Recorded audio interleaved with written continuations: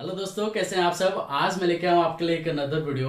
दोस्तों, आज मैं बात करने वाला हूं कि अगर आप एक सेटलमेंट कराते हैं किसी भी लोन का या किसी भी क्रेडिट कार्ड का, तो उससे आपके फैमिली पे क्या इम्पैक्ट पड़ेगा, वो आज मैं आपको बताने वाला हूं।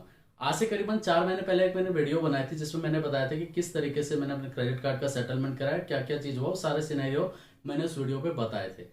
तो उसी में काफ़ी सारे लोग सवाल पूछते थे या इंस्टाग्राम पे भी मेरे को मैसेज करते थे। 2-3 लोग तो मेरे घर पे ही आ गए, बोला कि सर ये आपने सेटलमेंट वाला वीडियो बनाया था सर, हमको सेटलमेंट कराना है या जो भी है। तो उसी में काफ़ी सारे लोग सवाल पूछते थे कि सर हमने सेटलमेंट करा तो मेरे फैमिली पे क्या इम्पेक्ट होगा। तो उसी के ऊपर मैं आज वीडियो बना रहा हूँ और आपको मैं बताऊंगा सिनेरियो। 2 तरीके के सिनेरियो होते हैं यहाँ पर कि अगर आप एक सेटलमेंट करा रहे हैं तो उसमें आपके फैमिली पे क्या इम्पेक्ट पड़ने वाला है, वो आज मैं आपको क्लियर कर रहा हूँ। सबसे पहला सिनेरियो लेके चलते हैं दोस्तों कि आपकी फर्स्ट टाइम जॉब लगी और आपने एक क्रेडिट कार्ड लिया। अगर आप, मैंने ख्याल से ये तो फैक्ट है एक तरीके से, अगर सिविल खराब करना है तो क्रेडिट कार्ड जरूर लें।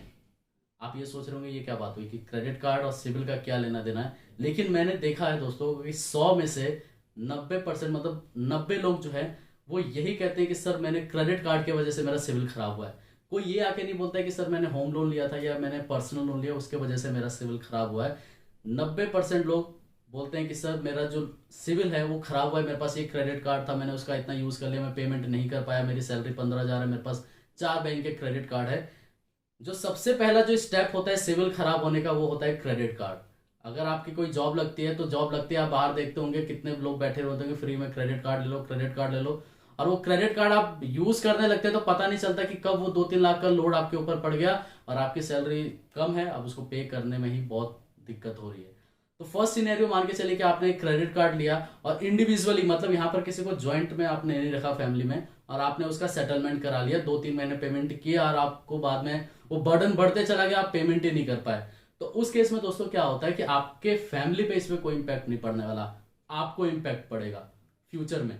आगे आने वाले 10 साल बाद या 5 साल बाद आपकी शादी होती है या कभी भी फ्यूचर में लोन की जरूरत पड़ जाती है या रिस्पॉन्सिबिलिटी जब बढ़ती है, जब इंसान जब क्रेडिट कार्ड एक लेता है, चाहे 24 साल की एज में ले, 25 साल की एज में ले, उसको पता नहीं होता, या 90% तो यही होता है कि पता नहीं होता, यूज करते जाते तो खर्चे तो हर दिन के होते हैं, लेकिन सैलरी जो होता है वो महीने में 1 तारीख को या 2 तारीख को आती है।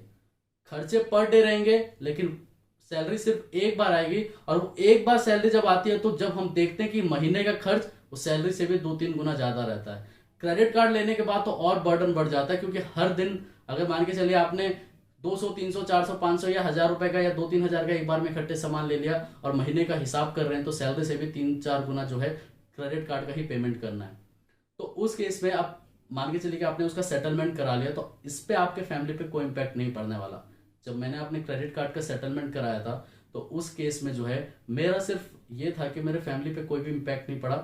मेरा सिविल खराब हुआ, लेकिन आज के डेट में मेरा सिविल काफ़ी अच्छा है। 4 साल के बाद आप देख पा रहे होंगे 767 के करीबन मैंने अपना सिविल स्कोर बना लिया है। लेकिन अगर आपने किसी को ज्वाइंट में रखा है, फर्स्ट सिनेरियो तो आपको क्लियर है कि अगर आपने एक क्रेडिट कार्ड या एक पर्सनल लोन लिया, अगर आपने उसका पेमेंट नहीं किया या सेटलमेंट करा लिया, तो उससे सिर्फ आपके सिविल पे और आपके फ्यूचर पे इंपैक्ट पड़ेगा। आपके फैमिली पे उससे कोई लेना देना नहीं है। आपके फैमिली का ऐसा नहीं है कि आपके ब्रदर को लोन नहीं मिलेगी या आपके फैमिली में किसी को लोन ही नहीं मिलेगी, ऐसा नहीं है। सिर्फ आपके ऊपर इंपैक्ट पड़ने वाला है। दूसरा सिनेरियो लेके चलते हैं कि जहां पर आप एक जॉब कर रहे हैं और आपका भाई मान के चलिए जॉब कर रहा है या नहीं कर रहा है, और आपने कोई लोन लिया, पर्सनल लोन लिया, और उसको आपने उसका डिटेल आपने अपने लोन के डॉक्यूमेंट्स का लगा दिया, आपने उसको जो है आपने ज्वाइंट रख लिया। जैसे आप मेरे लेफ्ट हैंड साइड में देख पा रहे होंगे दोस्तों, अगर आपने किसी को ज्वाइंट पे रखते हैं या पर्सनल लोन पे या क्रेडिट कार्ड पे या कोई भी कार लोन ले रहे हैं, तो वो इस तरीके की एंट्री आ जाती है आपके सिविल पे। आप देख पा रहे होंगे ऑनरशिप में आ रहा है ज्वाइंट, तो इसी तरीके का ज्वाइंट अकाउंट एक बन जाता है आपके सिविल रिपोर्ट पे। तो उस केस में अगर आप सेटलमेंट करा लेते हैं या आपने पेमेंट ही नहीं की या जितने दिन डिले करते जाते हैं, तो जितने दिन आप डिले करेंगे या सेटलमेंट करा लेंगे, तो वो आपके ब्रदर के सिविल में भी, या आपके फादर भी होंगे अगर ज्वाइंट में, तो उनके सिविल पे ही इंपैक्ट आ जाएगा कि इन्होंने ये सेटलमेंट कराया है। अब मान के चलिए कि आपका ब्रदर है या उसका जॉब लगने वाला है या उसकी जॉब अभी लगी हुई है और वो वर्किंग कर रहा है, और फ्यूचर में जब आपने सेटलमेंट करा लिया और आपका सेटलमेंट कराने की वजह से आपके ब्रदर का, जो उसने कुछ भी नहीं करा उस बेचारे ने, उसका भी सिविल खराब हो जाएगा, और फ्यूचर में जब भी वो लोन लेने के लिए जाएगा तो उसका भी सिविल की वजह से लोन बार बार रिजेक्ट होता रहेगा। अगर उसकी जॉब होगी तो जाहिर सी बात है कि उसको कभी ना कभी लोन की जरूरत पड़ेगी। तो वो आपके सिविल जो आपने पेमेंट नहीं किया उसके वजह से उसका सिविल तो खराब हुआ ही, और उसका भी जो है फ्यूचर आपने खराब कर दिया। आपने अपना तो कर ही लिया, साथ साथ उसका भी कर दिया। उसने तो कुछ किया ही नहीं, सिर्फ आपको डॉक्यूमेंट सिर्फ उसने सबमिट किया, और उसके वजह से जितने दिन आप डिले करते हैं या सेटलमेंट करते हैं उसके सिविल पे इम्पैक्ट होता रहता है। या मान के चलिए कि आपने उसका डिटेल ले लिया, उसका जॉब लगी नहीं है या लगने वाली है।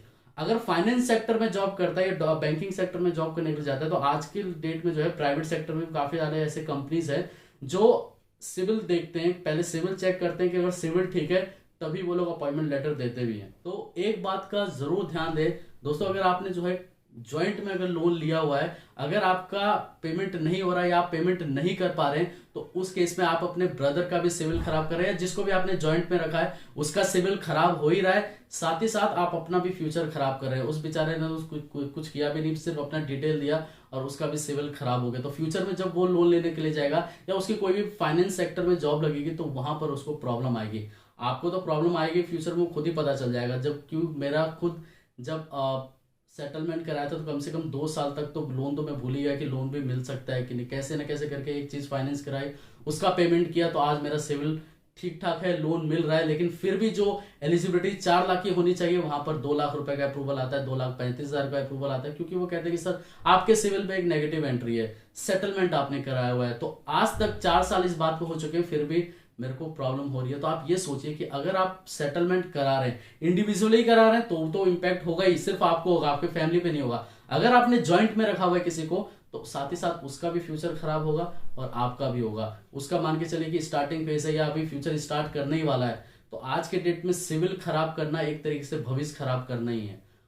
क्योंकि इतने बड़े पैसे वाले तो हम हैं नहीं। अब मान के चलिए टाटा अंबानी होते तो कोई बात नहीं, लोन की जरूरत ही नहीं पड़ती, या लोन की जरूरत पड़ भी जाती तो देने के लिए लोग बैठे हुए हैं। लेकिन अगर मान के चलिए आप सैलरीड पर्सन है, 25, 30, 35 हजार रुपए सैलरी है, मतलब कि जो मंथली इनकम छोटा मोटा आ रहा है उसी से गुजारा चल रहा है, तो उस केस में सिविल पे इम्पैक्ट ना आने दे।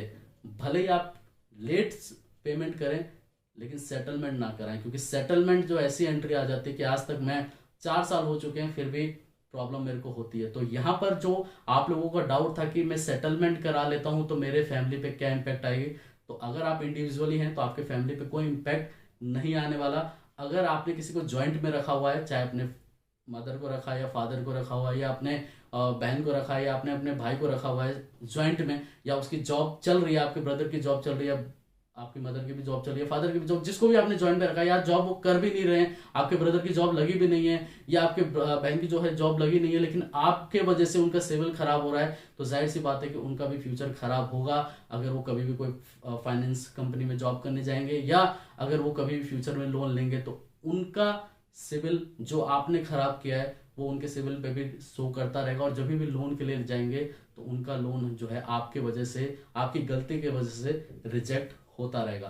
तो यहाँ पर ये सिर्फ 2 ही सिनेरियो थे। अगर आपने खुद से पेमेंट नहीं किया, सेटलमेंट करा लिया, आपने किसी को ज्वाइंट में नहीं रखा, तो कोई प्रॉब्लम नहीं आएगी। दूसरा होगा अगर आपने जो है ज्वाइंट में रखा हुआ है तो उनको जो है प्रॉब्लम आएगी, और फ्यूचर में जब भी आप लोन लेने के लिए जाएंगे तो वो लोन जो है वो रिजेक्ट होता रहेगा। ठीक है दोस्तों।